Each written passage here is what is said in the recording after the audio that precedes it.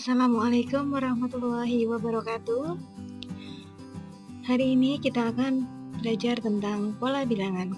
Untuk bagian yang pertama, Ibu nanti akan menjelaskan tentang konsep pola bilangan terlebih dahulu dan bagaimana cara menentukan suku-suku pada pola bilangan umum dan pola bilangan khusus. Nah, setelah menonton video ini, kalian nanti diharapkan bisa memahami pola dari pola bilangan. Yang kedua, bisa mengenal istilah pada materi pola bilangan. Yang ketiga, dapat menentukan suku pada pola bilangan umum dan menentukan suku pada pola bilangan khusus, seperti pola bilangan persegi, persegi panjang, segitiga, dan Fibonacci. Langsung saja untuk tujuan yang pertama, apa itu pola bilangan? Pola bilangan adalah kumpulan bilangan yang mempunyai pola atau aturan yang sama dan teratur. Kemudian yang kedua, istilah apa saja yang nanti akan kita gunakan dalam pola bilangan? Yang pertama, kita nanti kenal yang namanya suku atau urutan bilangan. Ada juga nanti suku KN atau urutan bilangan KN disimbolkan dengan U besar dan N kecil. N kecil nanti menyatakan indeks dari urutan bilangan itu dimunculkan ke berapa. Misalkan saja saya punya barisan bilangan seperti berikut: 1, 3, 5, 7, dan seterusnya. Di sini angka 1 dia adalah suku pertama, maka nanti dia disebut sebagai U1 karena dia dimunculkan pertama kali. Kemudian suku kedua atau yang dimunculkan kedua kali itu adalah 3.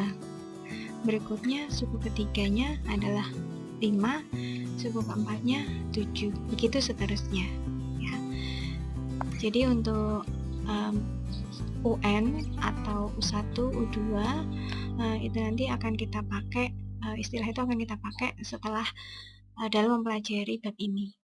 Nah, sekarang perhatikan pola bilangan berikut. Saya mempunyai gambar titik-titik yang disusun menggunakan pola tertentu. Nah, kira-kira nanti pola keempat atau suku keempat akan berbentuk seperti apa? Coba kalian pikirkan terlebih dahulu. Nah, jika jawaban kalian seperti pada gambar ini, berarti kalian sudah mulai memahami tentang pola dari suatu bilangan. Jadi begini, untuk U1 dia terdiri dari 1 titik. Kemudian untuk U2 dia terdiri dari di sini ada 2 titik, kemudian di sini 3 titik, di sini 2 titik lagi. Lalu untuk yang U3 di sini ada 3, 4, kemudian 5, kemudian 4, lalu 3 lagi. Sedangkan untuk U4 berarti dia di sini mulainya 4, 5, 6, 7, turun lagi 6, 5, kemudian 4 lagi.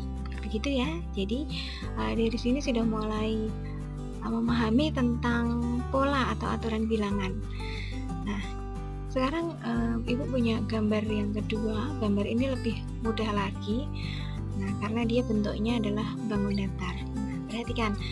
Untuk U1 dia di sini adalah bangun datar segitiga. Untuk U2-nya bangun datar segi 4. Untuk U3 bangun datar segi 5. Untuk U4 adalah bangun datar segi 6. Lalu berikutnya suku kelima berarti bangun datar segi 7. Berikutnya lagi segi 8, segi 9, dan seterusnya. Mudah bukan dipahami? Baiklah, kita lanjutkan slide berikutnya. Nah, sekarang perhatikan, Ibu mempunyai denah pada sebuah perumahan. Kalau kalian perhatikan, penomorannya antara kiri jalan dan kanan jalan itu tidak urut ya, tidak 1 terus 2, tapi mereka berseberangan.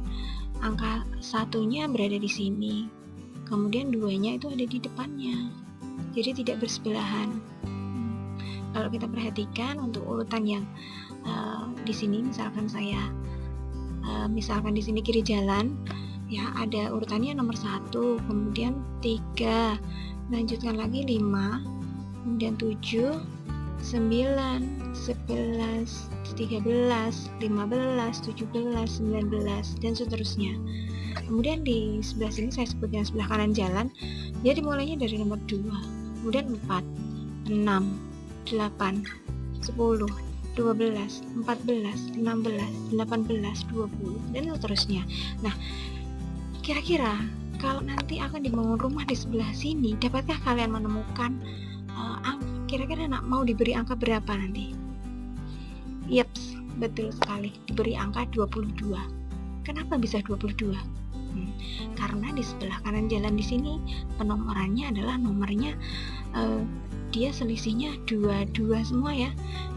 Dari 2 ke 4 selisihnya juga 2, 4 ke 6 2, dan di sini merupakan bilangan genap. Maka bilangan genap setelah 20 adalah 22. Lalu jika kita membangun rumah di sebelah sini, nomor berapakah kira-kira? Iya, betul sekali, nomor 21. Karena di sebelah kiri jalan di sini adalah nomor ganjil ya. Jadi nomor ganjil setelah 19 adalah 21. Untuk barisan bilangan Fibonacci, dia ditemukan oleh Leonardo da Pisa atau Leonardo Pisano, atau dia lebih sering dikenal dengan sebutan Fibonacci. Dia adalah ilmuwan dari Italia. Nah, bilangannya nanti seperti apa aturannya? Nah, perhatikan untuk barisan bilangan yang sudah ada di layar. Ada 0, 1, 1, 2, 3, 5, 8, 13. Nah, barisan Fibonacci itu gini. Jadi angka 13 ini dia itu diperoleh dari penjumlahan 2 angka sebelumnya, yaitu angka 5 ditambah dengan angka 8. Gitu ya. Kemudian untuk angka 8 ini juga sama, dia diperoleh dari jumlah 2 angka di belakangnya, yaitu 3 ditambah dengan 5. Nah, kalau begitu setelah angka 13 ini angka berapa? Berarti 13 ditambah dengan 8, hasilnya 21. Satu lagi, di sini berarti nanti angka berapa yang muncul setelah angka 21? Berarti dari 13 ditambah dengan 21, yaitu 34. Itu ya untuk barisan bilangan Fibonacci. Jadi jumlah angka di sini itu adalah merupakan penjumlahan 2 angka sebelumnya. Lanjut untuk barisan bilangan segitiga. Nah, namanya barisan bilangan segitiga. Di sini sudah ada titik-titik, dia disusun menyerupai bentuk segitiga. Dia disusun dengan titik tertentu ya, bentuknya segitiga. Ada suku pertama dia terdiri dari 1 titik. Kemudian suku kedua dia disusun dari 1 titik. Kemudian di bawahnya ada 2 titik. Jadi 1 ditambah 2.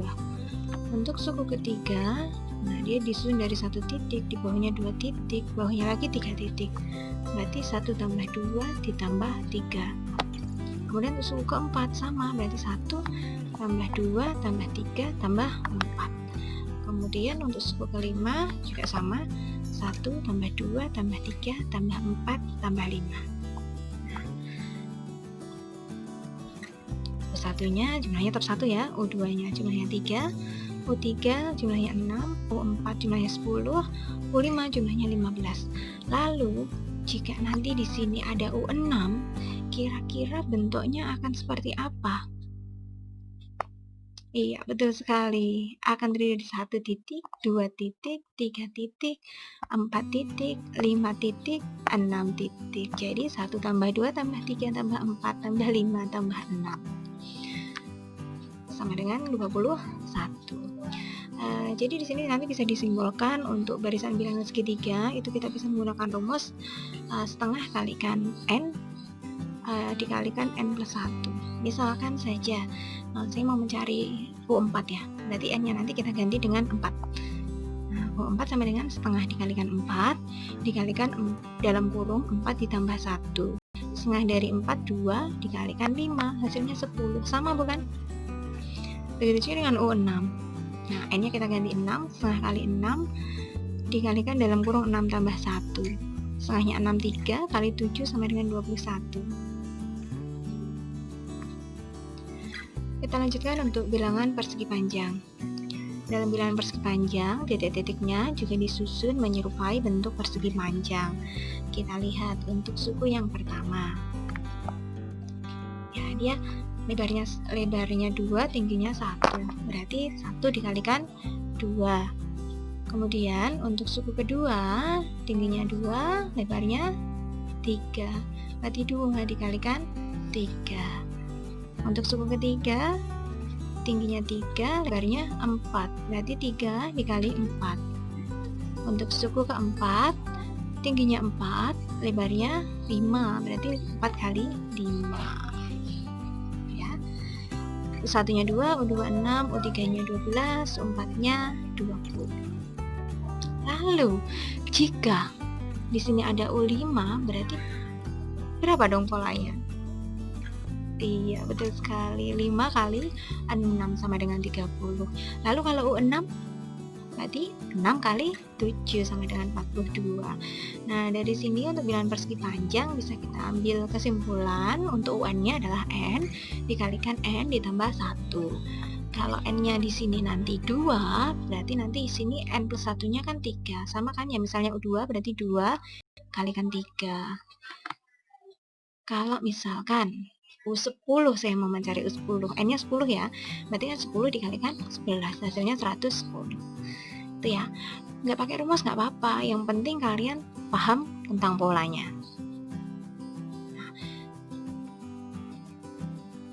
Kita lanjut ke contoh 1.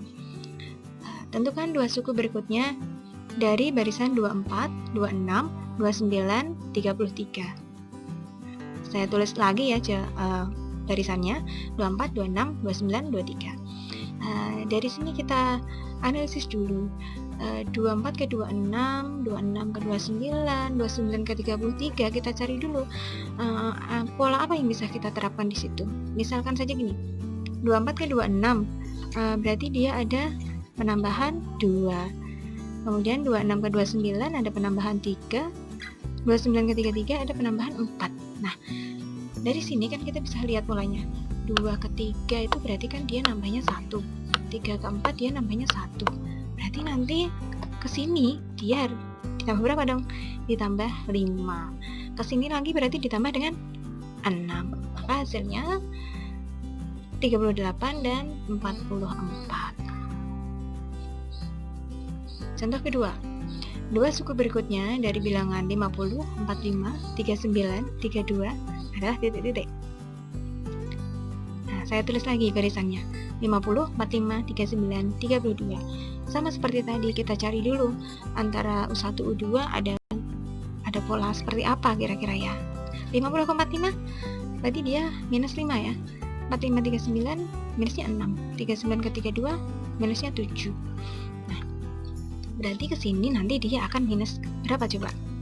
Betul, minus 8. Setelah minus 8 berarti nanti ke sini minus 9. Tinggal kita jumlahkan aja, 32 ditambah minus 8. Hasilnya 24, kemudian 24 ditambah minus 9, hasilnya 15. Kalau gitu jawabannya adalah A. Nah, untuk contoh soal yang ketiga. Jika angka pada bilangan 1547683, 1547683, 1547683 dan seterusnya itu kalau diteruskan panjang sekali ya. Nah, dapatkah kalian menentukan pola ke 200 itu nanti angka berapa? Nah, dari sini kita analisis dulu. Ternyata setelah 7 angka, ternyata angkanya berulang lagi dari 1 ya. 1547683. Berulang lagi 1547683. Nah, jadi kita putus dulu sampai di sini. Kita pisahkan dulu ya. Kita cari dulu untuk U1-nya, berarti nanti 1, U2-nya 5, U3 nya 4, U4 nya 7, U5 nya 6, U6 nya 8, dan U7 nya 3. Lalu kalau dia setiap 7 kali mulai lagi dari awal, berarti angka 200 ini tinggal kita bagi saja dengan 7.